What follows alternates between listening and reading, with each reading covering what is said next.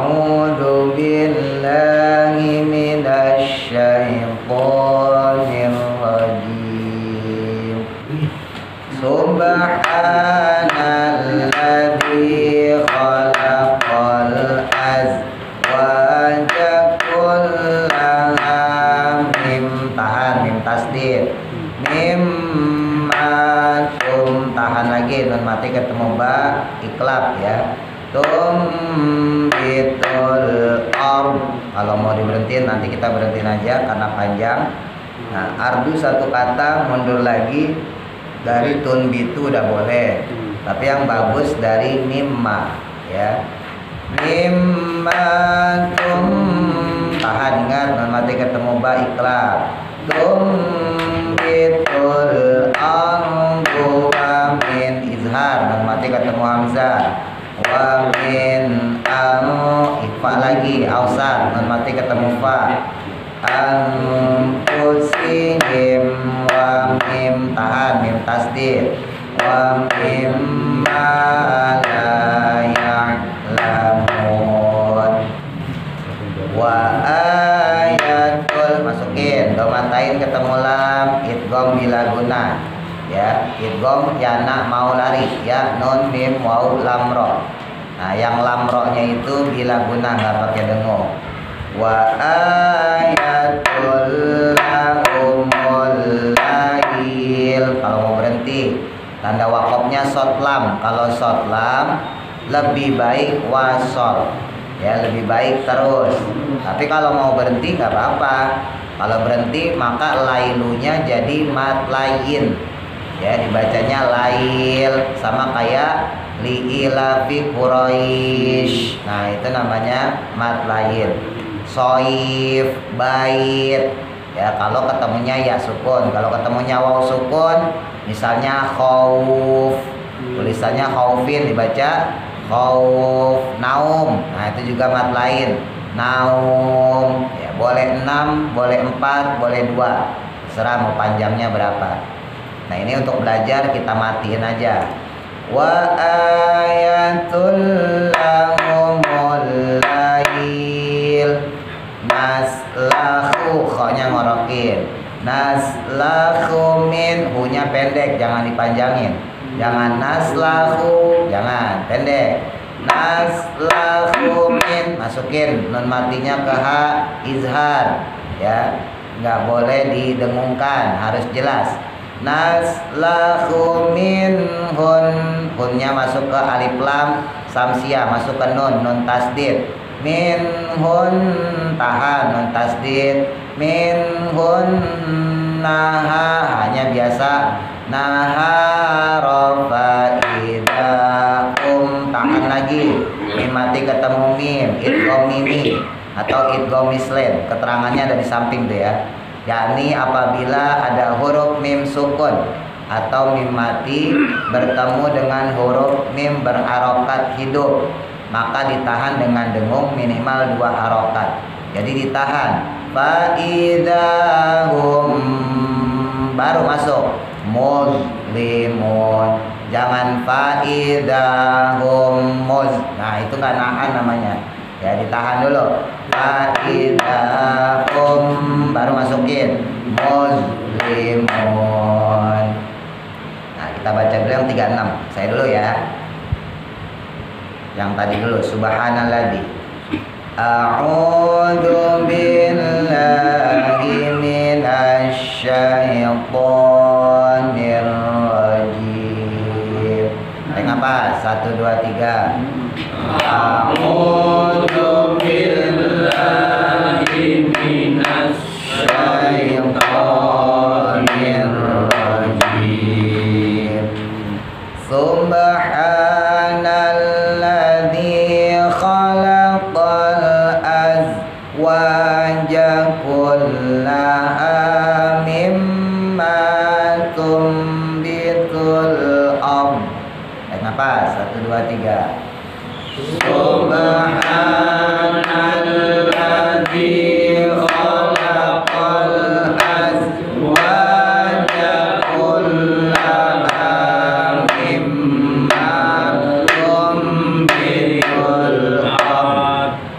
dipanjangin dengan out. Nah, itu penyakit. Nggak semua berhenti panjang. Kalau panjang ya kita panjangin, kalau pendek jangan dipanjangin. Tumbitul langsung ya. Ardu satu kata, mundur dari tumbitu udah boleh, tapi yang bagus dari kata penghubung kalimah huruf, maka yang bagus kita ambil dari mimma.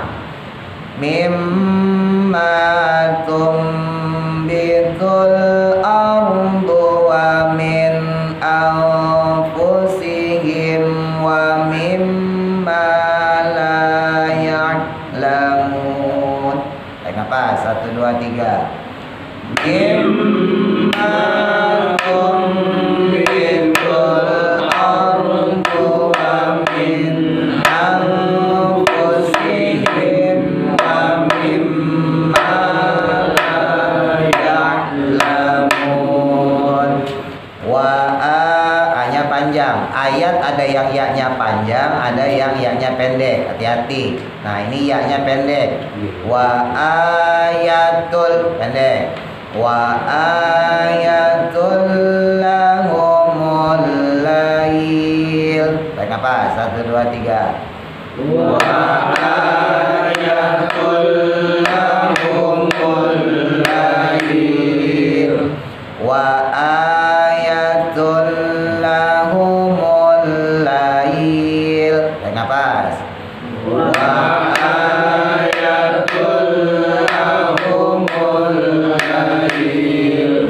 naslahu, khonya ngorokin. Nas, sinnya tipis, ujung lidah taruh bawah. Nas, bukan nash, bukan. Nas, merenges, mesem. Naslahu, naslahu, khonya ngorokin, jangan lupa. Naslahu min, nunnya bersih, jangan minhu, jangan ada ne-nya, jangan mantul. Jangan minhu, nggak boleh, bersih. Minhu, biasa. Naslahu minhun nahara fa'idahum muzlimun. Baik apa? 1, 2, 3. Naslahu minhun nahara fa'idahum muzlimun. Nah, zo itu mencucu sama kayak sod ya. Huruf istilah, so, bo, to, zo. Muz. Jadi bukan muz. Nah, ini merenges. Itu buat zai. Tapi kalau zo monyong muz. Azim. Astaghfirullahalazim. Bukan azim. Bukan azim. Kalau zim zai. Azim salah. Azim. Azim. Bibirnya monyong. Azim. Ya, azim. Muz. Muslimun. Saya ulang, perhatikan. Naslahu minhun nahara fa'idahum muslimun. Baik apa? 1, 2, 3. Naslahu minhun nahara fa'idahum muslimun. Barang dari subhanalladzi. Tarik nafas, a'udzu. 1, 2, 3. A'udzu billahi minasy syaithanir rajim. Tarik nafas. Subhanalladzi khalaqal azwaja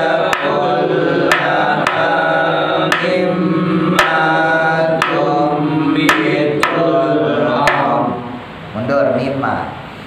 Mimma tumbitul ardu wa min anfusihim wa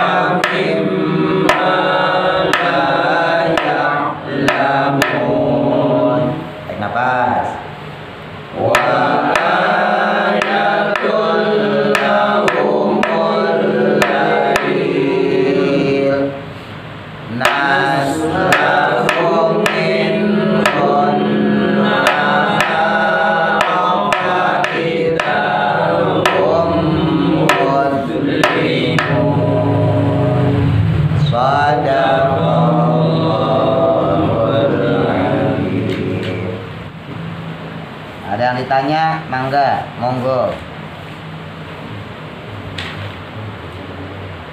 Enggak ada ya? Alhamdulillah.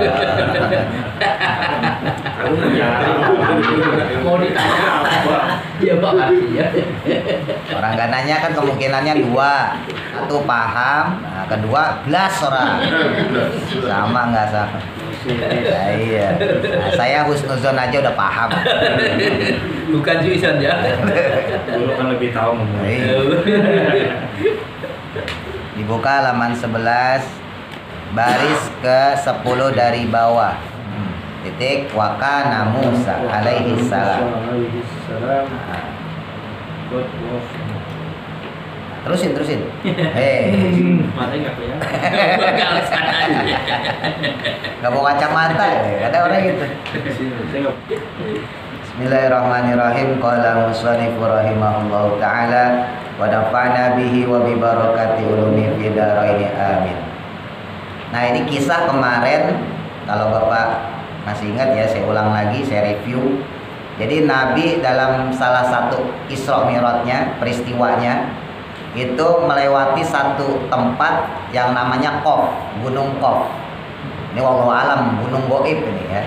Jadi ada yang mengatakan itu di Mesir, ada yang mengatakan di Tursina dan sebagainya, wallahu alam. Yang jelas itu lintasan Nabi Isra Mi'raj dari Masjidil Haram ke Masjidil Aqsa ya. Tapi wallahu alam letaknya di mana. Nah, Nabi itu sempat singgah di situ. Nah, di Gunung Qaf itu ada manusia kayak kita biasa, tapi nggak ada orang yang tahu selain mereka sendiri. Jenisnya apa gitu ya?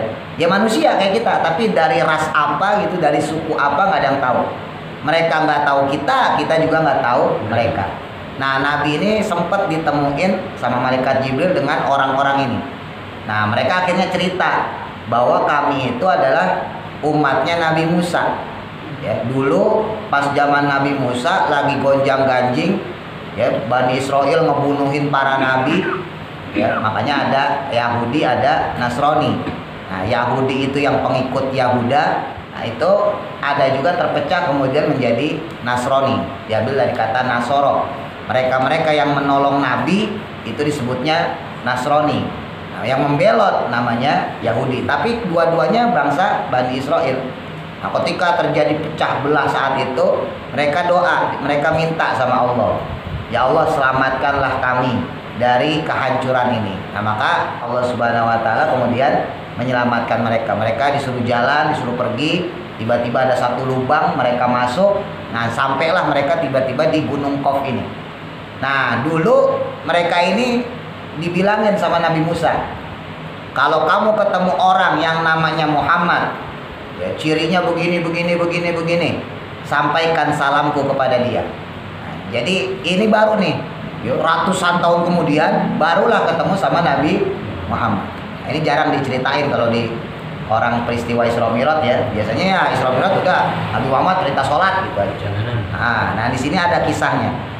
Nah, itu cerita yang kemarin ya. Saya singkat sedikit. Nah, wakana Musa, dan adalah Nabi Musa alaihissalam dahulu itu qad wasona, telah memberikan wasiat kepada kami.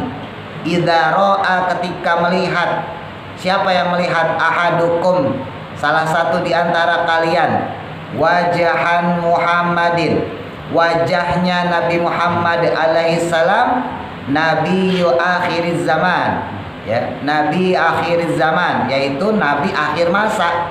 Ya, Nabi Muhammad Nabi akhir zaman, Nabi akhir masa.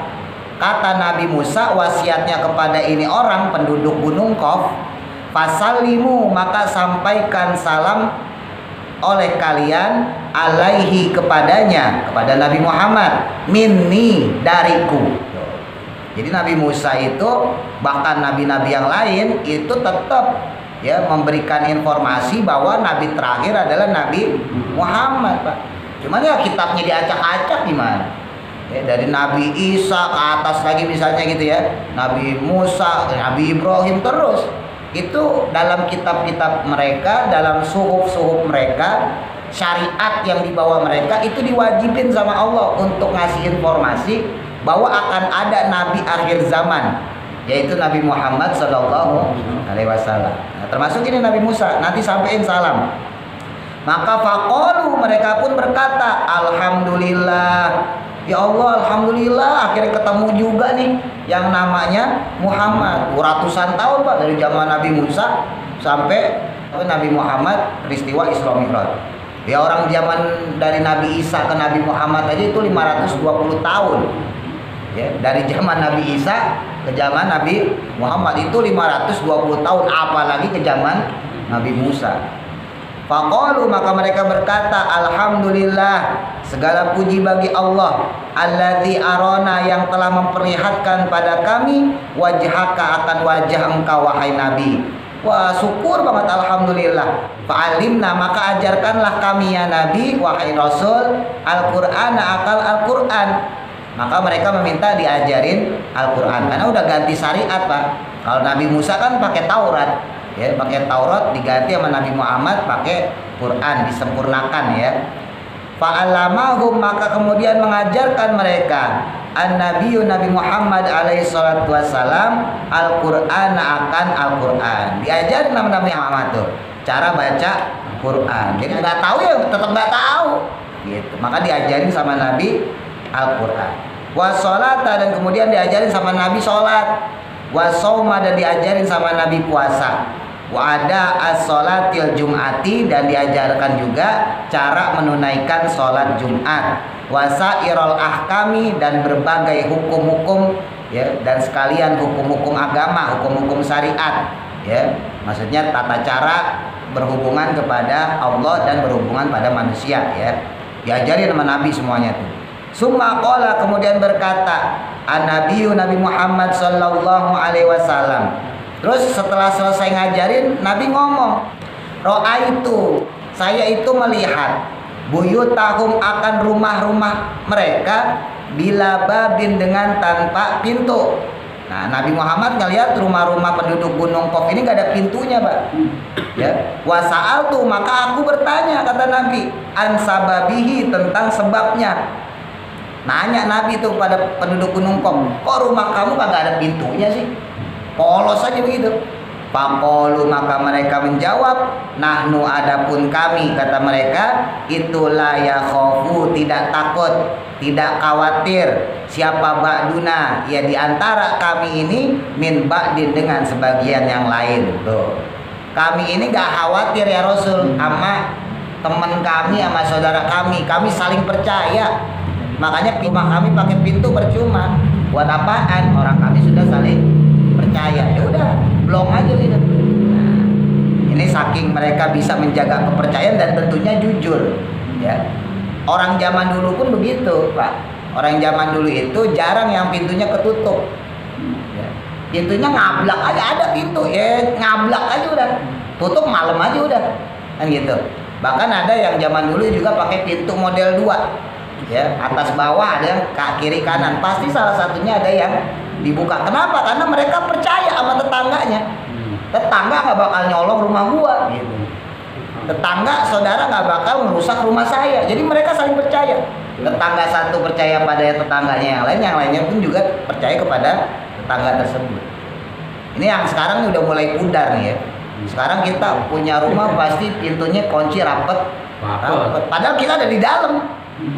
Iya nggak? Nah, ini udah terjadi pergeseran nilai ya. Kalau di zaman orang tua kita dulu, nggak usah zaman orang tua lah, tahun 2000 ke bawah deh gitu ya. Tahun 90-an, 80-an. Nah, itu kita masih punya rumah berani. Nah, iya. Dibuka ya, halaman dibuka, pintu dibuka, masih berani kita. Nah, sekarang jangankan orang lain, tetangga aja kita nggak percaya. Logikanya gitu kan. Dulu kenapa kita buka tuh rumah? Karena kita percaya sama tetangga kita. Kita percaya sama saudara kita. Ya, kita keluar sebentar aja ke warung nih, nggak dikunci tuh rumah. Ah, ada tetangga gue ini, kan dalam hati begitu, mentalnya ya. Tetangga gue ikut bantuin ngeliatin rumah gue, ngejagain rumah gue, gitu. Maka ketika kita keluar warung, ya santai aja. Terus sekarang enggak. Warung deket doang aja gitu. Ke minimarket, bila ya berapa menit cuman kunci. Kadang di luar dipakur gembok. Oh, bayangin. Ya kan? Berarti udah hilang, nilai itu udah hilang. Ya, ya ini boleh diikutin boleh enggak. Kalau mau percaya sama tetangga ya udah ablakin aja gitu. Lebaran hilang. Nah itu dia, takutnya pas balik ke TV nggak ada. Rasa fusion udah paksa chatnya. Ya ini makanya mereka ini saking baiknya ya sama tetangga baik sama mereka dia akhirnya nggak ada masalah, jadi nggak ada suuzon. Memang intinya kan kembali kepada kita, Pak. Ya, bapak baik sama tetangga, insya Allah rumah nggak ada yang disengin. Kalau ada orang masuk pun, seandainya ada nyolong gitu ya, rumah kita ada yang nyolong, tetangga kita pasti ngomong, tadi itu si Pulan yang masuk, kan gitu. Ya kan? Ya berhubung kita, mohon maaf ya, kita udah nafsi sekarang. Tetangga nggak mau tahu urusan kita juga nggak mau tahu urusan tetangga. Ya, nauzubillah, walaupun nggak parah lah ya, kalau kita bandingin sama negara barat ya. Negara barat, Amerika misalnya gitu kan, Eropa itu kan lebih parah lagi. Bodoh amat. Rumah satu nyetel TV kenceng-kenceng, musik kenceng-kenceng, yang satunya sekenceng gitu. Kalau kita kan masih ada rasa adatnya ya, malunya. Kalau orang Jawa bilang pakiwonya masih ada. Ya, adabnya masih tinggi kita, masih lumayan lah. Ya walaupun ada juga orang kayak gitu juga masih ada. Orang lagi ngaji sampingnya setel musik kenceng banget, buang, ada. Ya. Tapi kan masih ada malu-malunya sebagian. Ya itu karena udah hilang rasa saling percaya juga.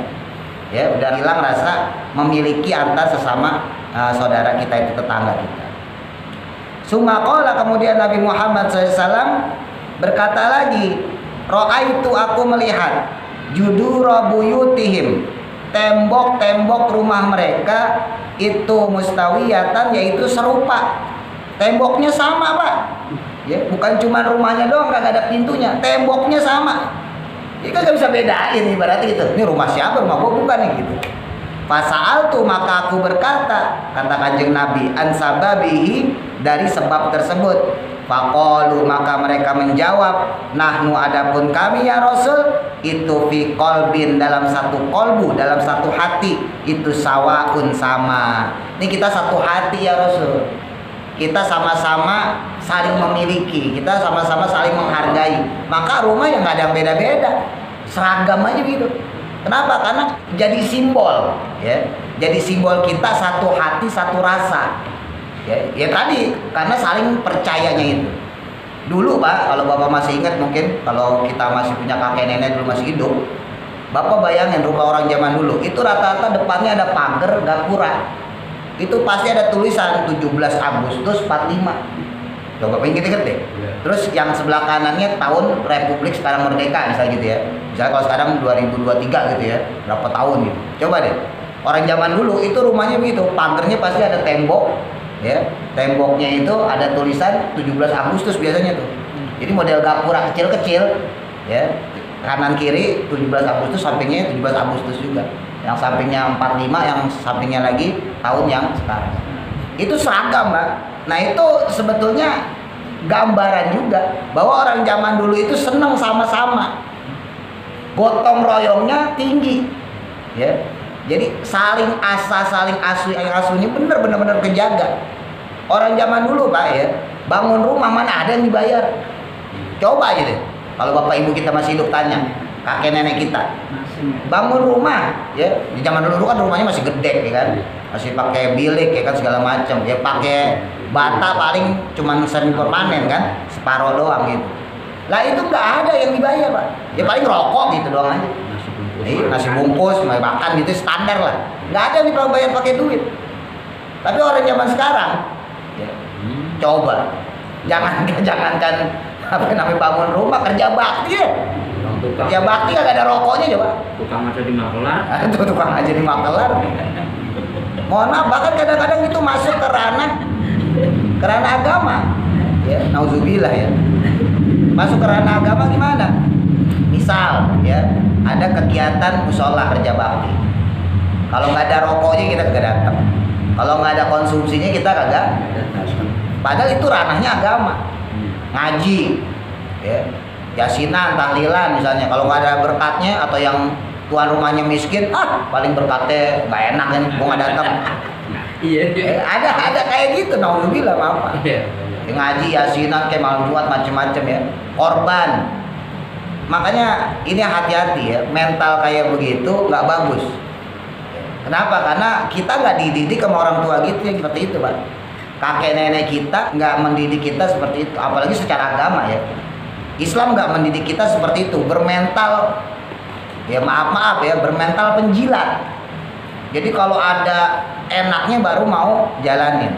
Kalau ada manfaat buat kita, ada keuntungan buat kita, baru kita jalanin. Kalau nggak ada manfaatnya, kita nggak mau lakuin. Orang tua kita nggak ngajarin seperti itu. Kakek nenek kita nggak mengajarkan seperti, apalagi agama Islam. Islam nggak mengajarkan kita seperti itu. Makanya pernah saya sampaikan, kita ini kadang-kadang terbentur sama hukum sosial. Ya, waktu itu saya bilang ya, dalam hukum agama itu, ya benar ya tetap benar, salah ya salah. Tapi kadang-kadang hukum sosial itu membenturkan dengan hukum agama. Waktu itu saya contohin, misalnya Bapak kalau suka melihat di bis atau di truk tuh, ya kan suka ada tulisan tuh, Anda sopan kami segan, gitu. Ya, Anda sopan kami segan. Itu hukum sosial Pak. Nggak mau pulang kan bang? Nggak mau pulang, mau supir truk berarti. Tahu. Nah jadi padahal kalau kita pikir-pikir secara agama ya, itu salah. Kenapa salah? Karena berarti kita mau sopan kalau orang tersebut sopan sama kita. Berarti kan kebalikannya kan? Kalau lu nggak sopan, kalau kamu nggak sopan, kalau sampean nggak sopan, ya saya nggak mau sopan sama sampean, begitu. Padahal agama tuh nggak ngajarin begitu. Sampean sopan, saya tetap sopan. Lah sampean nggak sopan, saya tetap sopan. Karena saya diperintahin agama untuk sopan. Tuh. Itu benturan Pak sama kondisi sosial. Ya sampai ditulis-tulis Anda sopan kami segan. Ya berarti kan kebalikannya. Kalau kamu nggak sopan, berarti kami juga tidak segan, kan begitu. Padahal nggak boleh. Ya, agama itu tetap mengatur Anda sopan, kami sopan. Anda tidak sopan pun kami tetap sopan. Karena itu perintah agama, bukan perintah sosial. Ya. Nah, kita kadang-kadang milih-milih. Ya. Nah, kalau sopan ya udah gue sopan. Orang kayak dia kagak sopan, biar aja disopanin, biar aja begitu. Nah, iya, kadang-kadang balas dendam kita lebih parah, ya kan? Bapak pulang mama basah. Sama di supir truk juga. Sumakola kemudian Nabi berkata lagi, Sumakola alaihissalam, kemudian Nabi berkata lagi, Ro'aitu aku melihat, kata Kanjeng Nabi, masajidahum akan masjid-masjid mereka itu ba'idatan jauh min buyutihim dari rumah-rumah mereka. Ya. Mereka punya masjidnya jauh Pak dari rumah. Lah kok umat Nabi Musa punya masjid? Iya, orang mereka juga diperintahin sholat. Cuman tata caranya berbeda dengan sholat ajaran Nabi Muhammad. Kalau sholatnya sama Pak, sholat Allahu Akbar sholat. Cuman syariatnya aja berbeda, disempurnakan pas Nabi Muhammad. Makanya Nabi Muhammad mengajarkan cara sholatnya umat Islam di zaman Nabi Muhammad. Nah mereka ini punya masjid, tapi masjidnya jauh dari rumah. Fasa'altu, maka aku berkata, kata Nabi, aku bertanya an sababihi, tentang sebabnya. Kenapa kok masjid kamu jauh banget dari rumah? Faqalu, maka mereka menjawab, inna thawabaman, karena sesungguhnya pahalanya orang ata yang mendatangi al masjidah, akan satu masjid, min makanin, dari tempat, baidin yang jauh, itu azida, lebih tambah, lebih banyak, min sawabin, dari pahalanya, man orang, atahu yang mendatanginya, min makanin, dari tempat, qoribin yang dekat. Mereka bilang, wahai Nabi, karena Nabi Musa juga pernah bilang sama kita, orang yang datang ke masjid jaraknya lebih jauh, pahalanya lebih besar daripada orang yang rumahnya dekat sama masjid. Tapi Bapak nggak usah muter, besok muter aja usah dulu. Ini Pak Jepang nggak dapat pahala nggak usah. Iya di sini doang. Makanya kalau mau sholat harus keluar. Ini kias, ya. Maksudnya gini. Kalau dalam kaidah fikih ya, itu ada kaidah ma aksaru fi'lan aksaru fadlan. Jadi sesuatu yang itu tingkat kesulitannya lebih banyak, lebih besar, maka fadilahnya lebih banyak, lebih besar. Makanya dikaitkan dengan orang yang berjalan ke masjid lebih jauh. Gitu. Jadi dalam hal ini bukan dari segi pahala jamaah, tapi langkah kaki dia. Karena orang tersebut rumahnya jauh dari masjid, berarti kan langkah kakinya tentu lebih banyak, ya kan, dibanding orang yang rumahnya dekat masjid. Ini bukan cuma masjid dong Pak, semua Pak.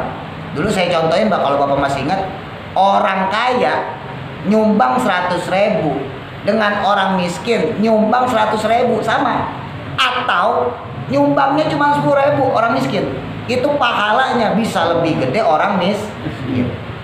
Kenapa? Orang kaya duit 100.000 mah tinggal merem Pak, ya, tinggal gesek seret, duitnya ratusan juta, ya, minimal puluhan juta lah orang kaya.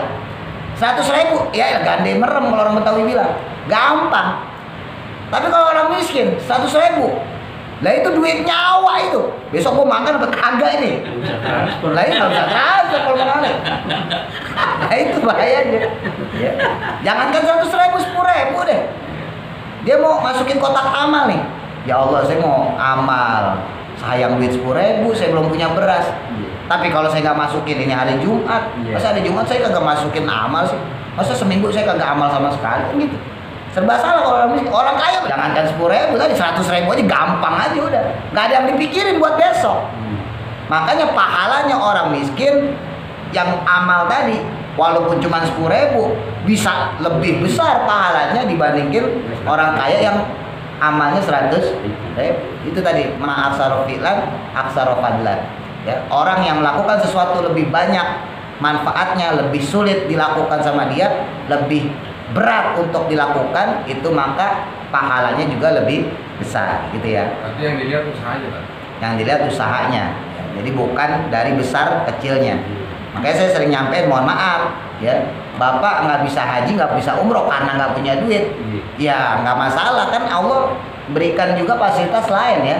Kita bisa sodako kok, kita bisa puasa kok, kita bisa datang ke hari Jumat, sholat Jumat datang lebih awal untuk dapat pahala haji, pahala umroh. Emang karena kita kagak mampu. Tapi mereka yang punya duit bisa haji, bisa umroh, wajib. Ya, haji berangkat kalau punya duit.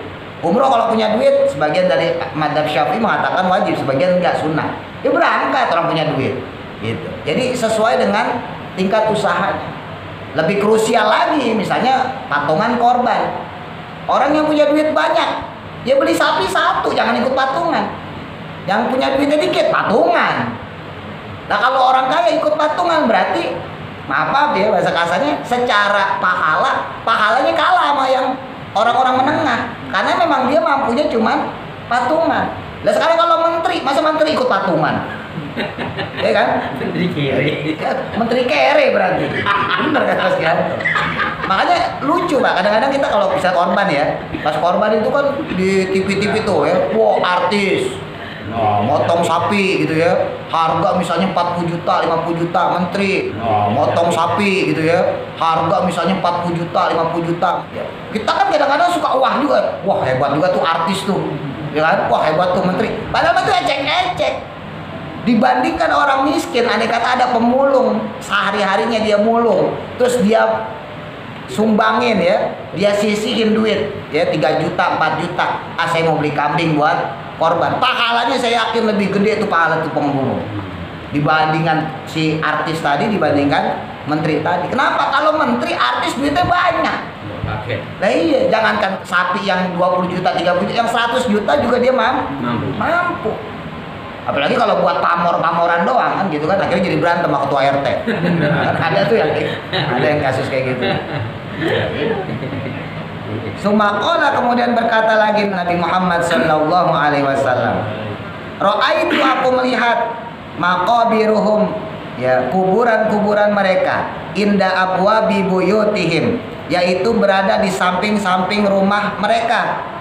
Mereka punya kuburan adanya di samping rumah-rumah mereka. Ini sama Pak kayak orang zaman dulu. Ya, orang zaman dulu kuburannya di samping rumah Pak. Sekarang jauh. Ya. Kenapa ya? Takut gitu. Berarti orang zaman dulu tuh pinter-pinter loh Pak aslinya loh. Berarti jangan-jangan orang zaman dulu udah belajar tafsir Yasin nih. Ya, kita kalah. Pasal itu maka aku kemudian berkata, kata Kanjeng Nabi, ansababihi, tentang sebabnya itu. Faqalu, maka mereka berkata, Ya Rasul, kenapa saya taruh jenazah keluarga saya kubur jenazah keluarga saya di samping rumah, hatta narol maqabiro, ya supaya bisa kami itu melihat kuburan, falanumilu, dan agar kami itu tidak condong, wala tashtagilu, dan tidak sibuk, bid dunia, dengan dunia, wala nansa, dan kami tidak lupa al mauta, terhadap kematian. Tuh. Berarti bener ya, kakek nenek kita pinter ya. Ini kuburan di samping loh, samping rumah. Ya, walaupun sekarang mungkin tergusur ya. Maksudnya biar supaya ngingetin, supaya ngingetin kalau kita itu bakal mati, nggak panjang angen-angen. Karena di antara ciri orang hubud dunia, cinta dunia, itu angen-angennya panjang, Pak. Kalau kata Nabi, tulul amal. Ya, jadi otak itu pengen apa aja. Ya kalau kesampaian masih mending. Yang nggak mungkin kesampaian apa dia dipikirin. Kapan ya saya bisa beli kereta api misalnya? Kapan ya saya bisa beli pesawat? Kan mustahil. Ada aja yang dipikirin. Udah tua masih mikirin perempuan misalnya gitu. Tuh kapan ya itu janda ya bisa saya kawinin. Jadi yang mustahil. Itu namanya tulul amal. Kalau punya duit sih nggak masalah, Pak. Kita punya duit nih 10 miliar misalnya gitu. Wah, saya pengen beli gerbong khusus buat saya kalau kemana-mana. Harganya misalnya 2 miliar, ya 10 miliar duit kita, enteng beli 2 miliar. Kan begitu. Kita punya duit 10 miliar, wah saya pengen punya pesawat, beli pesawat capung, misalnya kan 3 miliar. Bisa. Oh, duitnya 10 miliar. Nah ini duit dikit, utang aja digedein. Utang banyak malah mikirin yang aneh. Nah yang ini yang disebut tulul amal. Nah dengan adanya kuburan ya di samping rumah, kalau zaman dulu nih ya, kalau cerita di ini, itu mengingatkan kita supaya kita nggak panjang angan-angan. Makanya ziarah kubur itu punya 3 fungsi. Ya, walaupun ada sebagian saudara kita nolak, alasannya Nabi nggak ngajarin ziarah kubur, bahkan mengharamkan. Ya, iya memang Nabi sempat melarang waktu di Mekah. Tapi ketika Nabi di Madinah justru Nabi memerintahkan ya untuk para sahabat mau ziarah kubur. Kenapa di Mekah Nabi melarang ziarah kubur? Karena waktu Nabi masih di Mekah itu lagi penguatan akidah, Pak. Ya, Nabi belum ngurusin syariat, masih penguatan akidah. Orang nyembah berhala, apa aja disembah. Patung disembah, dijadiin berhala. Dia pohon, dia punya kebunnya bagus, ada pohon yang dianggap angker nih, keramat, pohonnya disembah, jadi berhala. Patung disembah, gunung disembah, apa aja disembah, termasuk kuburan. Nabi khawatir kalau ada orang Islam nanti dia punya agama udah yakin pada Allah, tapi masih nyembah kuburan. Makanya Nabi Muhammad melarang orang-orang Islam saat itu untuk berangkat ziarah kubur. Tapi ketika Nabi Muhammad sudah hijrah ke Madinah, kan orang-orang Islam udah pinter. 13 tahun di Mekah. Ya masa agak pinter-pinter. Kecuali orang sini bodoh-bodoh. Nabi kok pinter, ya kan? 13 tahun sahabatnya diajarin udah pinter. Makanya berangkat ke Madinah, kata Nabi, nahanakum, aku dulu pernah melarang kalian an ziyaratil qabri, ya, untuk kalian supaya tidak ziarah kubur. Tapi sekarang silakan kalian ziarah ke kuburan. Dan Nabi melakukan ziarah kubur. Setiap tahun Nabi berangkat ke tempat dulu para sahabat ya, syuhada yang wafat di perang Uhud, di perang Khandaq, dikunjungi sama Kanjeng Nabi. Apa tujuannya? Satu, kalau dia orang soleh, orang alim termasuk para nabi ya, itu menjadi keberkahan tersendiri. Kenapa? Karena hakikatnya orang meninggal itu nggak mati, Pak. Kan sering saya sampaikan, hati-hati, jangan gagal paham. Yang mati itu jasad, Pak. Arwah nggak pernah mati. Roh kita nggak pernah mati. Rohnya orang soleh, para wali, para nabi itu tetap ngegantung, terbang biar mudik, konsultasi sama Allah, ketemu sama malaikat, orang soleh. Ya. Maka mereka itu ketika kita datang, kita ziarahin, kita doain, sebetulnya hakikatnya bukan kita doain mereka, mereka yang doain kita. Jadi kalau kita doa Allahumma ighfir lahu, ini orang soleh, ya, kiai, ulama, habaib, ya Allah ampunilah dosa dia, ya kan, kita doa tuh Allahumma ighfir lahu warhamhu, sayangilah dia. Itu hakikatnya kita minta pada Allah. Kenapa? Karena ini orang rohnya masih hidup. Dan dia punya kesempatan karena dia kekasih Allah, waliullah, maka kemudian orang ini nanti akan doakan kita. Berbalik gitu. Berbalik. Jadi emang secara syariat kita datang ke kuburan doain arwahnya itu orang kiai tersebut, ulama tersebut, habib tersebut. Tapi hakikatnya enggak. Dia mau udah turah-turah Pak, kalau orang Jawa bilang. Pahalanya udah banyak. Bahkan bisa dibilang songong. Dan sekarang nih saya meninggal nih. Ya saya ustadz ya gampang gitu. Ngaji, ngajar, sholat udah top lah. Dibandingin sama Mas Gianto misalnya gitu. Misalnya gitu. Lah seandainya saya mati duluan, terus Mas Gianto datang ke kuburan saya. Doain, Allahumma gfir lahu, ya Allah ampunilah Pak Ustaz. Saya di dalam pasti protes, banyakkan lo dosanya. Kan begitu logikanya. Lah iyalah, enak aja minta orang. Makanya ziarah ke ulama itu doanya bukan Allahumma gfir lahu, Allahumma zid rahmatahu, ya Allah tambahkan rahmat untuknya. Allahumma zid karomatahu, tambahkan kemuliaan untuknya. Bukan Allahumma gfir lahu, bukan. Itu kan ya dasar orang bodoh, kadang-kadang ke kuburan kiai habis tetap aja lu mau lahu. Itu kiainya kalau bisa hidup lagi, dibangun banyakkan dosamu. Ya kan? Nah, jadi sebetulnya supaya kenal, Pak, kan sering saya sampaikan. Alam barzah itu alam pemisah. Ketika kita nanti wafat, kita bakal ketemu sama ibu bapak kita. Kita ketemu lagi sama kakek nenek kita, orang kagak mati. Arwah itu kagak mati, roh itu kagak mati, ingat. Ya, maka ketika kita sering ziarah ke satu kuburan ulama, habaib, kiai dan sebagainya, maka nanti di alam barzah kita kenal sama dia. Kata si kiai tersebut, ya kata habib tersebut, oh ini orang yang waktu di dunia sering ziarah ke tempat saya. Kita juga baru ketemu. Iya Bib, ya Pak Kiai, dulu saya yang sering ziarah. Oh bagus-bagus kamu orang soleh. Nggak malu orang udah ketemu. Gitu. Dan Nabi Muhammad kenalin kita emang lewat apa? Lewat sholawat. Makin banyak kita sholawat, Nabi Muhammad makin kenal sama kita. Ya sama, orang-orang meninggal pun begitu. Jadi karomanya situ. Nah yang kedua, nah baru untuk ngedoain kalau antar sesama. Nah fungsinya kalau kita ziarah kubur untuk saling mendoakan orang-orang yang sudah meninggal. Baru yang ketiga, nah ini untuk mengingatkan bahwa kita juga bakal mati. Makanya harusnya ketika kita datang ke kuburan itu harus otaknya langsung nyes gitu. Ya Allah, sekarang saya ziarahin kuburan orang.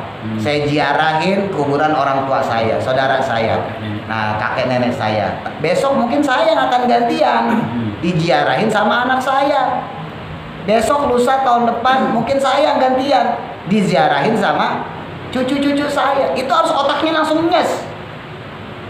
Kadang enggak, orang Jawa sekarang datang ke kuburan emak bapaknya, kakek neneknya malah ngeluh. Mak, bapak mau meninggal kagak ninggalin warisan sih.